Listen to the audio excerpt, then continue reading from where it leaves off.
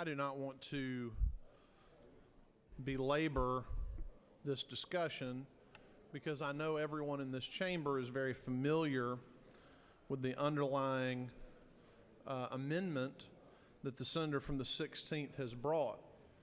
And the senator from the 16th introduced legislation on this subject. The senator from the 16th repeatedly requested the opportunity to be heard in committee on this subject.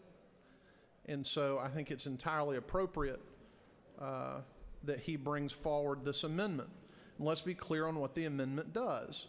It simply states that local governments are going to have to comply with the strictures of the Federal Religious Freedom Restoration Act. What does that mean?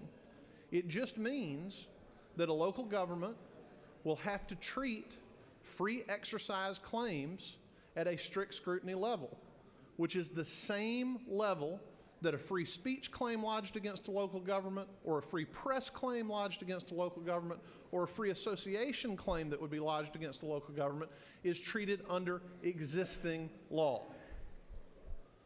So all the senator from the 16th is asking is for local governments to give the same respect to their citizens' right of free exercise that are currently enjoyed by inmates in federal prisons situated in the state. That's all he's asking for. When it comes to talking about boycotts and things of the like, this is not House Bill 2 in North Carolina. This is the extension of a policy that has existed at the federal level for a quarter of a century, that is the law in 31 states, some of the states with the most robust economies in the United States. But all we are seeking to do with this amendment is to provide the same basic protection of free exercise that already exists for citizens at the federal level. Mr. President, with that, I'll yield if there are any questions. If there are no questions, I'll yield the will. There is a question. Chair recognizes him from the 10th for a question. Thank you, Mr. President. The Senator yield? Yes, I will. Senator, I will admit that I didn't understand why you put this RFRA language in here, so I hope you don't mind. I just Googled the federal statute that you quoted, and there was something interesting that I learned in that this statute was overturned by the Supreme Court in its applicability to states. Is that correct, Senator? That's exactly why we have to bring legislation at the state level, as has occurred in 31 other states. You are correct, Senator. Does Georgia have that legislation RFRA on its books, Senator? If they did, this amendment would not be being offered to this legislation. Senator, I'm absolutely confused now. So you're saying Georgia needs to create a statute, which we haven't, so you've inserted an unconstitutional statute in this bill. Is that correct? Well, I think you're conflating a couple of things incorrectly. No one has ever ruled that the Religious Freedom Restoration Act or the strict scrutiny standard being applied to free exercise claims is unconstitutional. What the court ruled in the 1997 case of City of Bern v. Flores is that the Federal Religious Freedom Restoration Act could not be applied to states, that if states and local governments wish to have a strict scrutiny standard for free exercise claims, they would have to impose it at the state level. And that is why, since the 1997 court decision, 31 states have chosen to do that. Senator, further yield? I certainly will. Senator, Georgia isn't one of those states, and you've not quoted a state statute in your legislation, in your amendment. You've quoted a federal statute. Is that correct? That is correct. We have quoted 42 United States Code Chapter 21B as the standard that local governments will have to adhere to, as 31 other states have done. The Senator would further yield. I really don't want to belabor the point here, but I'm quite confused why a learned man of yourself in the law would put a federal statute that's already been ruled unconstitutional for applicability regarding states in a state bill. I'm just so confused. Can you enlighten me a little bit, I Senator? certainly can, Senator. The confusion here is you're conflating congressional authorization with the authorization of the state legislature. If we as the state legislature authorize a strict scrutiny standard, that is fundamentally different than the federal Congress authorizing a strict scrutiny standard. So that is why if we put into the state code the free exercise standard as is suggested by Amendment 1, it would be constitutional because it would be an act of the state legislature, not an act of Congress. Senator, further yield? Certainly. I love arguing with attorneys, by the way, because I completely disagree with you. Because that's the okay. Statute that you quoted, at least according to what I've read here, I believe if you're going to try and make RFRA applicable to states, that Georgia should join one of those 31 other states that passed its own RFRA bill. Wouldn't you agree, Senator? What I would say to you is that a number of constitutional law experts who are far more learned than I have looked at this proposal and have deemed it constitutional. So I feel very comfortable that if the legislature were to adopt this and the governor were to sign it into law, that it would be upheld as being constitutional. Senator Yield? Certainly.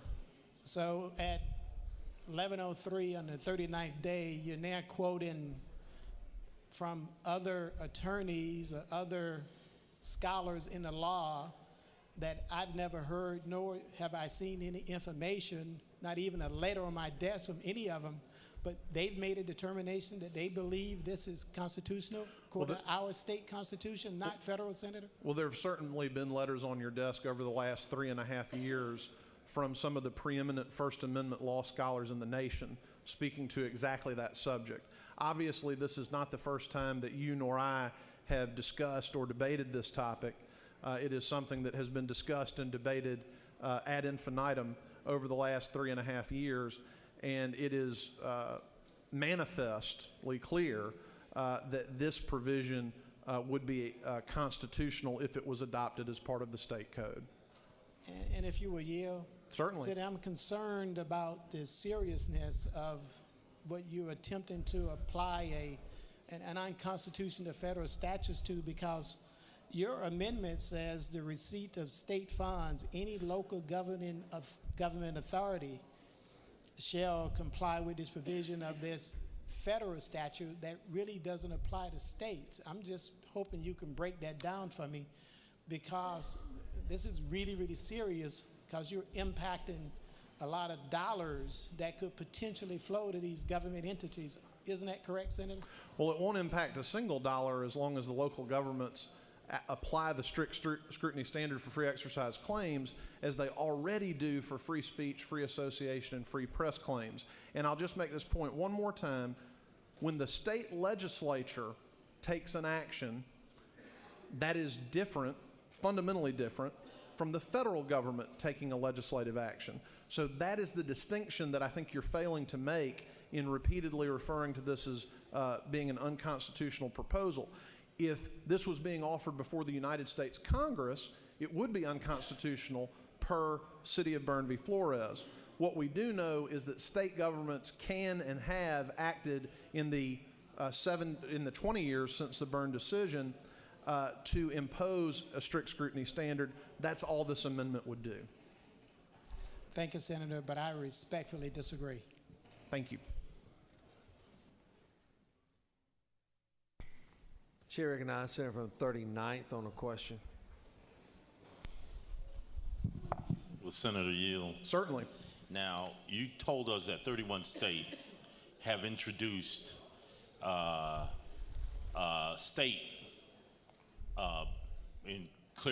clarify if I'm wrong. You said that 31 states have introduced laws that are similar to the federal RFRA. Is that correct? Well, let me be clear. Yes. There are 21 states that have adopted statutes requiring strict scrutiny of free exercise claims. There are 10 states that have adopted through an appellate court decision. They have incorporated a strict scrutiny standard as part of their case law.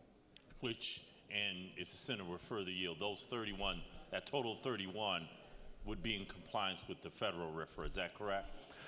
That's correct. They have adopted a standard a strict scrutiny standard that is also articulated by the Federal Religious Freedom Restoration Act. Will the senator further yield? Certainly. When was the last state to do that? Do you know off the top of your head? The last to adopt state, that strict scrutiny standard, which is in compliance with the federal RFRA? Arkansas adopted a RFRA statute in 2015, so I believe that they would be the most recent state. Okay. Will the senator further yield? Certainly. Is it not true that those states, those 31 states that have adopted that strict scrutiny standard, have adopted them before the marriage equality decision by the Supreme Court? That is not true with respect to Arkansas. It may also not be true with respect to Mississippi. Yeah, that was not my question.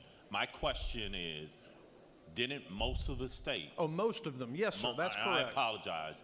Didn't most of those states Yes, Senator, that that is adopted correct. that strict scrutiny standard do it before the marriage equality decision? That is correct, Senator. And if the senator will further yield, the change that I referred to in the well and the change that I'm stating now, isn't it true that most of those states adopted it before the marriage equality decision? And that when I say things have changed, the world has changed as far as this issue is concerned, is because of the marriage equality decision.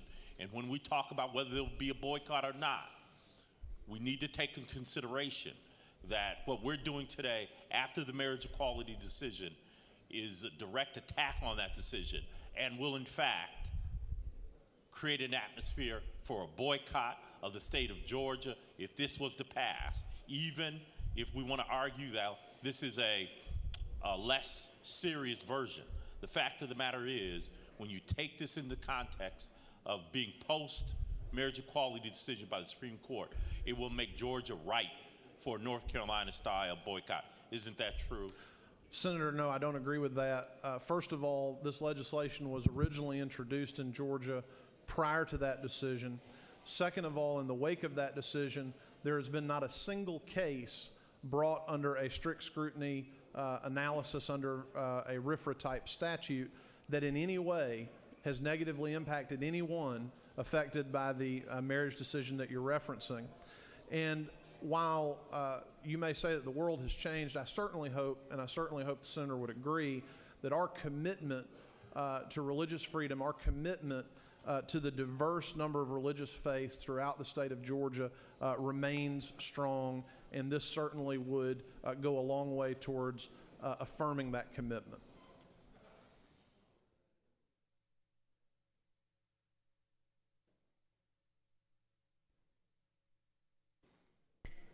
Chair recognizes Senator from 31st for a question. 31st. Does the senator yield? Yes. Senator, in reference to the questions from the senator from the 10th, isn't it, is it true that it's not unusual that the state legislature references and adopts certain things that from the federal level? We do that You're correct, Senator. And Senator, are you aware of any boycotts or any problems associated with the federal RFRA statute that we should be aware of, be afraid of here in Georgia? I mean, has there been problems with the brought about by the federal RFRA statute? I'm not aware of any, Senator. In fact, in Arkansas, they passed a bill that went beyond the federal language. Governor Hutchinson insisted that they go back to the federal language, and since that time, they've had no problem. That was the most recent legislative activity, as I referenced earlier. Senator, will you yield for another question? Certainly. This may require some speculation on your part, or perhaps you have done some study on this, but when Congress adopted this, I believe it was in 1993. That's correct, Senator.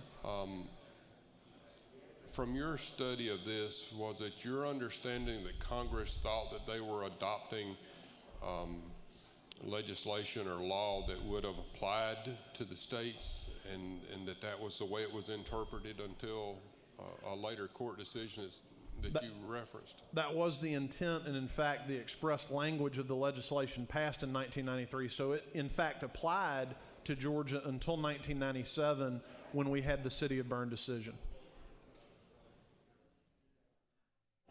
Senator, do you recall the vote when Congress passed this?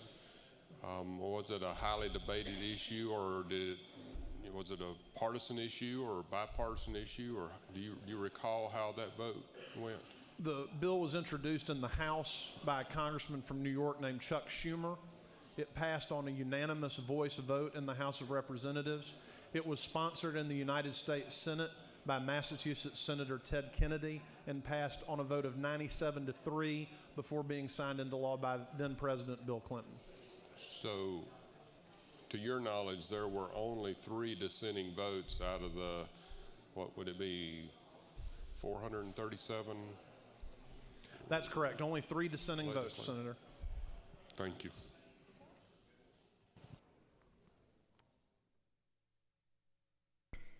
No further questions, Senator. Chair recognizes